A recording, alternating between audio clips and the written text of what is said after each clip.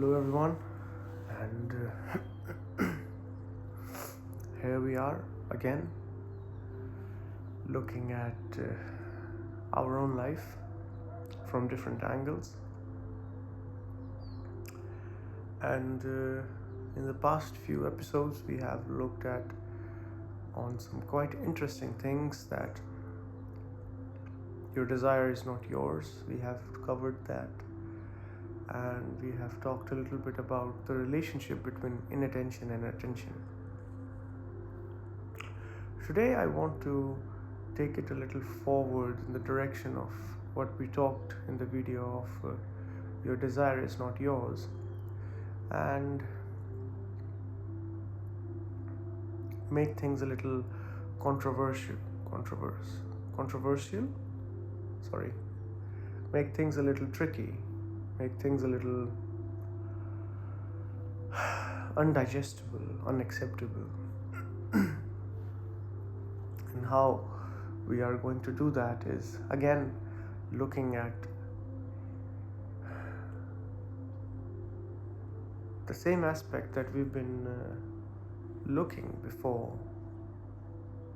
where we suggested that our desire is coming from our environment, okay, from where we grow, from where we kind of learn everything, our surroundings, our culture, our observations of how people live, and then we try to live the same way. We try to give ourselves the same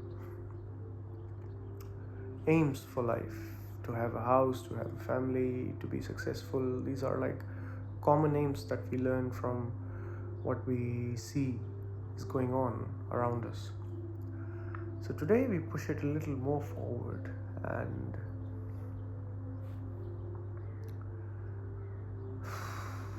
we will kind of observe and see, and it would be really nice if you would do it with me right now.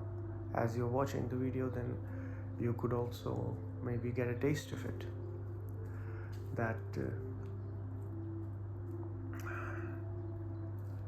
all the aspects of your life, or you can say all the aspects of your existence, can be essentially divided into two parts. One is your body, the physical aspect, and the other is your psychology, the mental aspect. So your whole life goes between these two aspects, your body and your mind, okay? From the body, you interact with the world, with the physical world around you. With the mind, you plan, you decide, you make decisions, you imagine, and all the mental faculties that we have.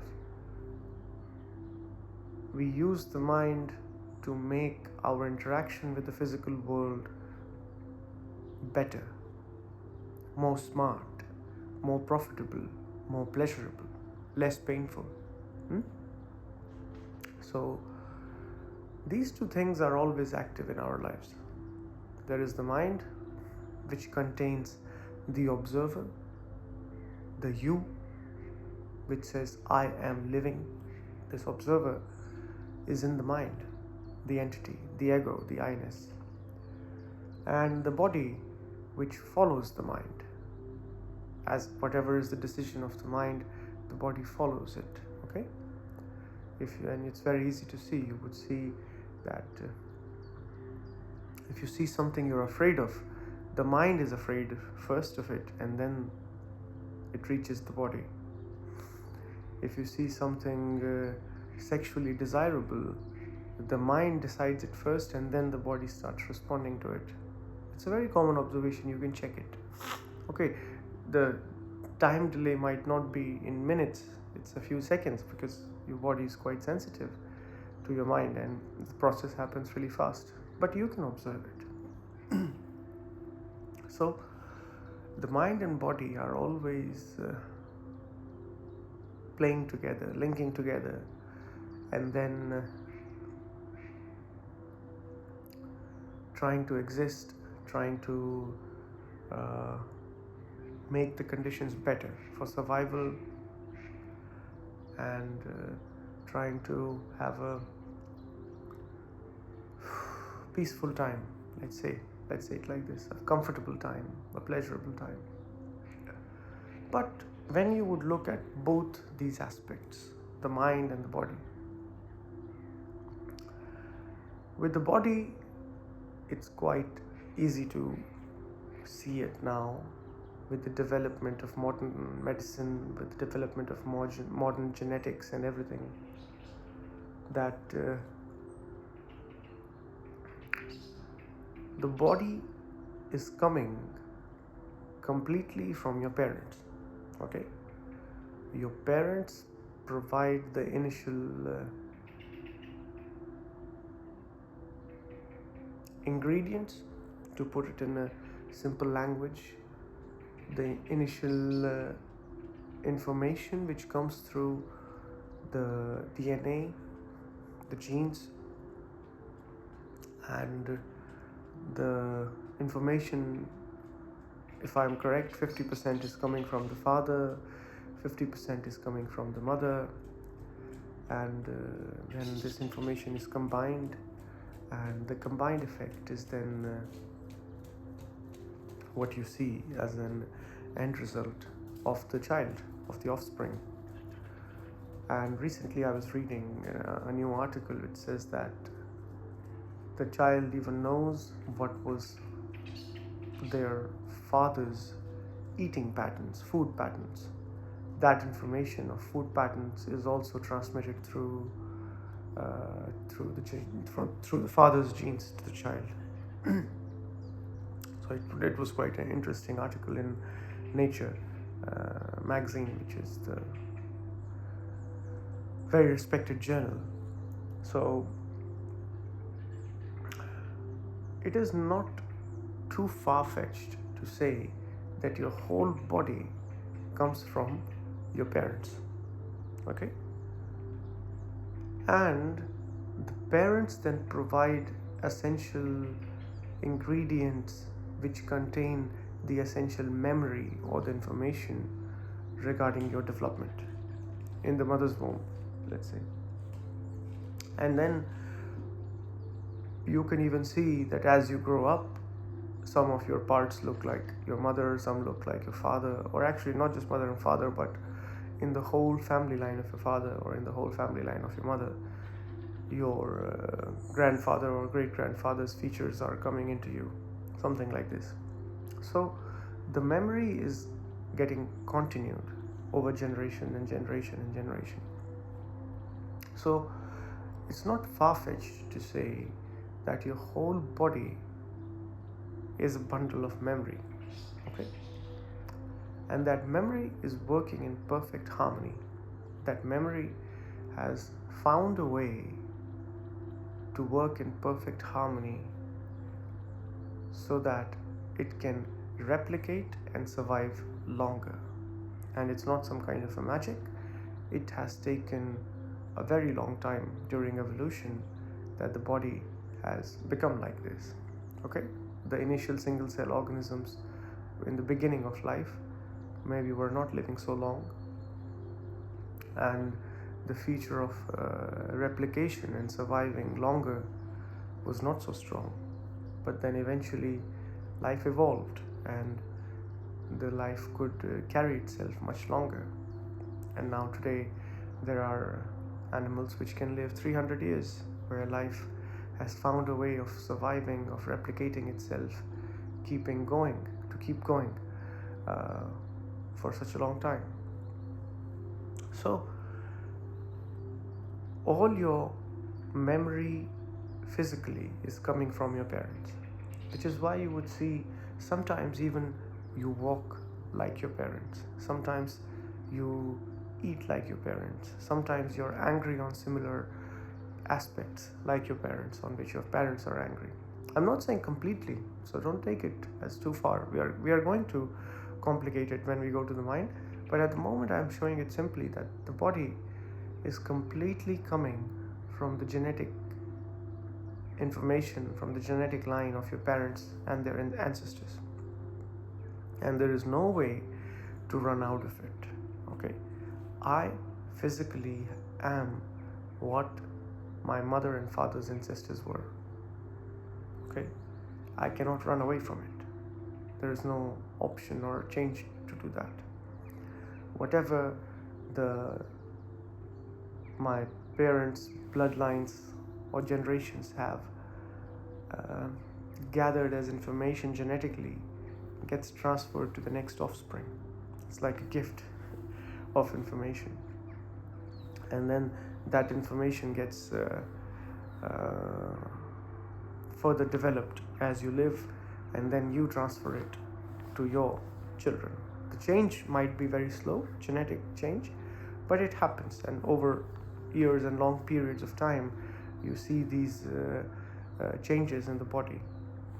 Okay, so from all this, all I'm trying to say is, physically you are complete set of memories, complete set of information which has learned to function in a very smart way, and it has taken a long time for it to learn to function in a really smart way. So when there is a problem in the body already knows how to fix it. When there is a bacterial problem in the body knows how to fix it. When there is a virus in the body knows how to fix it. When there is a small injury in the body knows how to fix it. So the body already carries all that memory. All the functioning of the body is already there. Okay. Now let's come to the mind, which is actually much easier or much complicated, depends on how you look at it. That the mind also comes with the basic set of information at the time of the birth.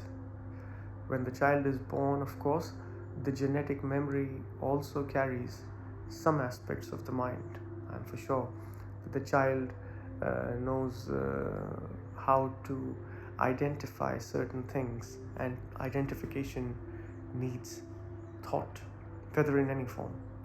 It doesn't have to be a developed thought. It doesn't have to be a very sophisticated thought as an adult has. It's a very basic form of thought, but the child knows the mother's smell, for example. The child knows how to look for the nipple, to look for milk, and this kind of attachment features to the mother, they are already there in the child when the child is born. So even mentally, there is a basic set of memory that the child receives, which the child knows how to follow, and every child follows it. There is no exception to that. Like when a child is born, we already know how a child is going to behave, and that already tells you that if you can predict something, it means it's happening because of memory. The child is behaving on the basis of a certain set of memory which the child already knows, and most children do the same. So then after the birth, every child absorbs the environment in a different way, right? Some children are given a very healthy environment, very good parents, very good society, where they do not feel so much fear, so much anxiety or stress, and their brains can trust more, and then the child develops a very healthy psychology as the child grows up. But what I call as development of the psychology is again basically collection of information. The development of trust by the child is also coming by gathering information. The child experiments again and again and again, and if some person feels safe to the child after multiple attempts, then the child starts developing a trust towards this person. Okay, so even when the mind is developing from infant to, let's say, a teenager, the central aspect of the mind is to absorb information, to learn, whether it's learning of the language, learning of how to behave, learning of what to aim in life, learning of what is right for you. Let's say initially the child learns what is physically right for you, what things to avoid, that not to put your hand in the electric socket.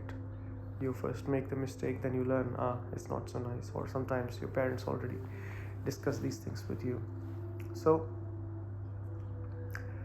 the mind keeps in a way absorbing the structure of whatever is around. Okay, keeps absorbing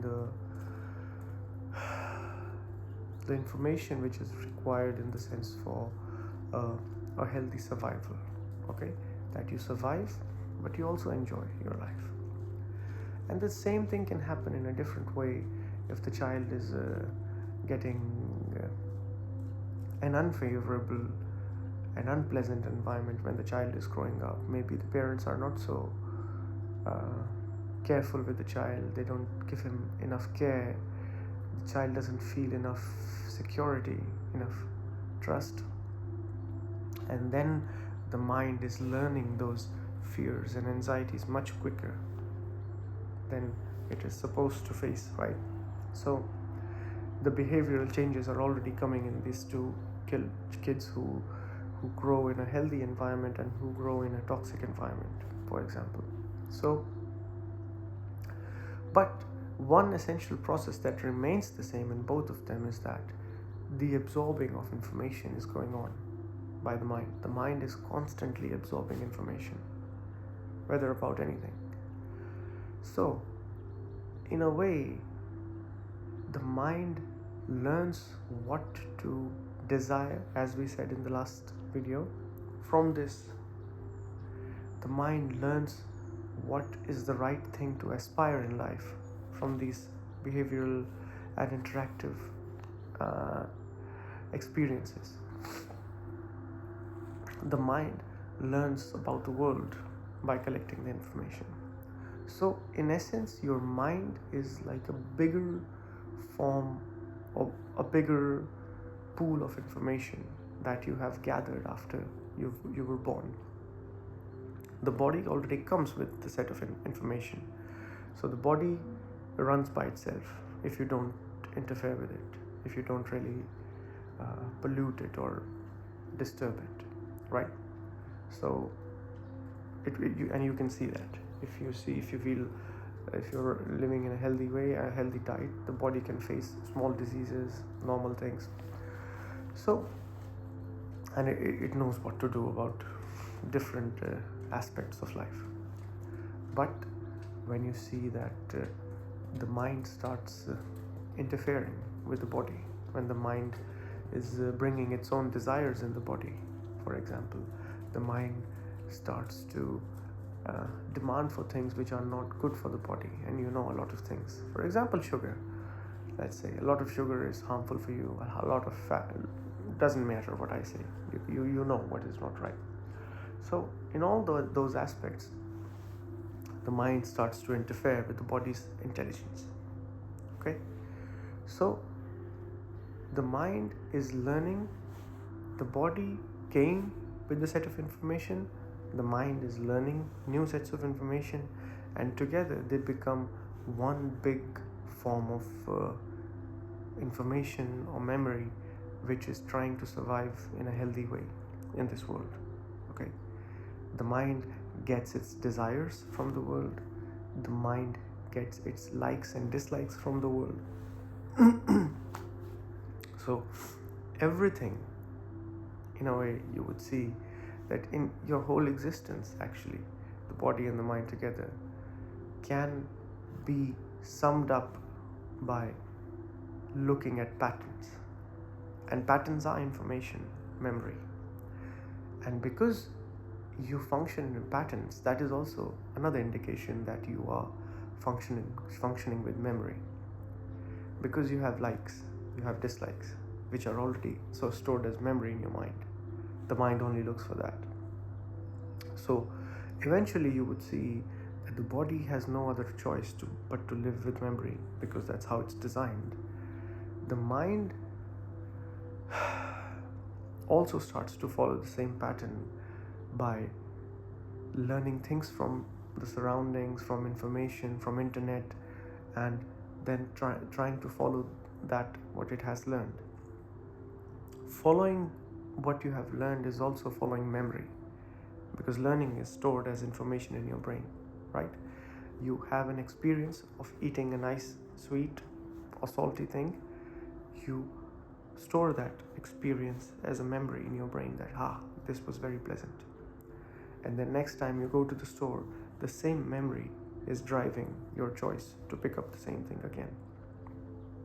So what I am trying to show you here is that I can go really long in this, give numerous examples, but I also like to keep the video length short, otherwise it's too long, it can become sleepy for people.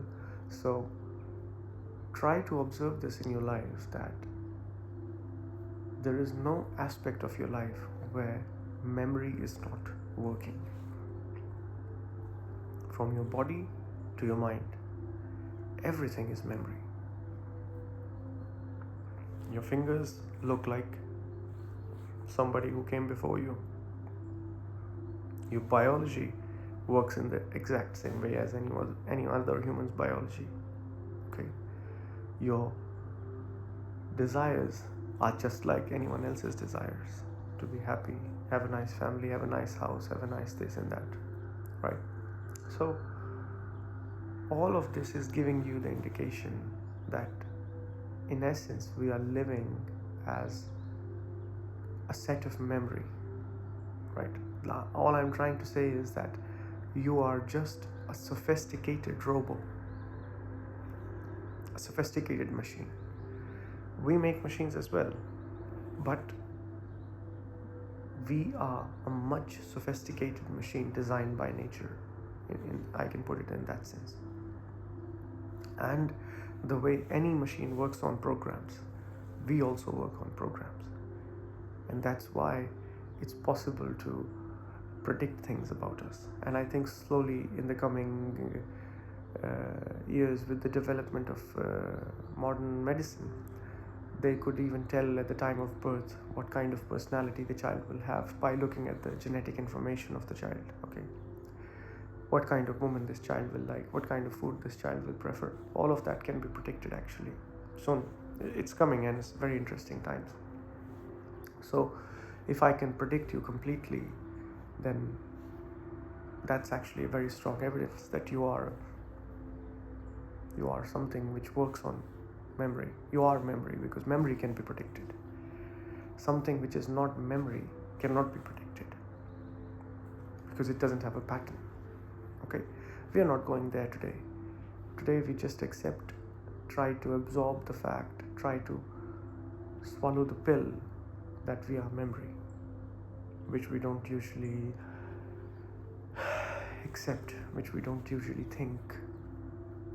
We usually have this stupid beliefs of having some kind of supernatural element in us, some soul, some this, some that, some inner voice, and for which we don't have any evidence. Okay, and in the coming videos we will even go in that inner voice and all that, and we will show that all those inner voices and everything are also part of your memory actually. So you can listen to this as a sad information and feel disheartened that am I just a memory, am I just a machine? Or you could also be curious about it, that something new is coming out. Okay, so try to observe this in your life every day. See how your body behaves in patterns, see how your mind behaves in patterns, and then you can even predict your own behavior yourself, because now you know your own patterns. Look at those patterns. Look that having a pattern means following a program.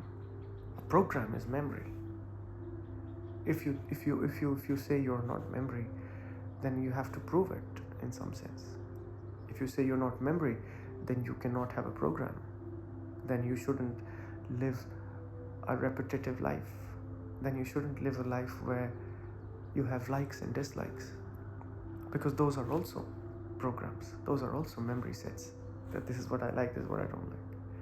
But if you will go into it and if you will observe it, you will see that your whole life is actually a set of programs, whether it's physically or mentally, and they are running in perfect harmony, giving an illusion that it's something more than that. Okay, so try to observe it, try to explore it as more, and it's about you. And if you're not interested in yourself, then what else can you be interested in? I don't know. So please observe this, that in what ways you are memory, in what ways you are a program, in what ways you have a set of information. Remember, if you can be predicted, if I can predict you, then you are living on a pattern of memory. So first observe it. Don't they say straight away that I will not live like this from today and I will live a different life and everything. Fine, you can live a different life, but first you need to understand what is this life that you're already living. First, be very sure without any doubt that what we have discussed in this video are facts. Okay, I have repeated it many times on our channel that we are not discussing opinions. We are not discussing personal opinions. We only discuss facts in the channel. So, and with the fact, you cannot argue that this is what you feel. What I feel, I never share.